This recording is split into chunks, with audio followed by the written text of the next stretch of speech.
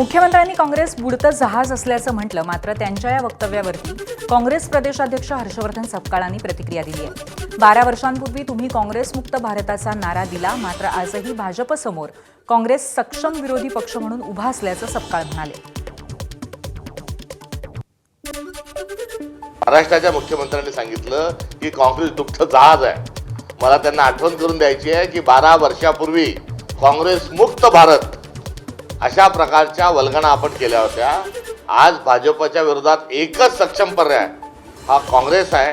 ज्या राहुल गांधींच्या बद्दल आपण अपप्रचार केला, आज मोदींपेक्षा अधिक लोकप्रिय आहे आणि हा एकमेव खमका पक्ष आहे अशी असणारी आज काँग्रेस पक्षाची स्थिती आहे। आणि शरद पवार डुबत्या जहाजामध्ये पाय ठेवतील असं वाटत नाही, अशी प्रतिक्रिया मुख्यमंत्री देवेंद्र फडणवीसांनी दिली आहे। मात्र असं झाल्यास आम्हाला अधिक पॉलिटिकल स्पेस निर्माण होईल असा विश्वासही फडणवीसांनी व्यक्त केलाय। तर काँग्रेसचा इतिहास शरद पवार आणि सुप्रिया सुळेंना माहीत आहे, त्यामुळे ते असा निर्णय घेतील असं वाटत नसल्याची प्रतिक्रिया मंत्री चंद्रशेखर बावनकुळेंनी दिली आहे। काँग्रेस हे बुडतं जहाज आहे, त्यामुळे त्या बुडत्या जहाजामध्ये पाय ठेवतील अशी मला शक्यता वाटत नाही।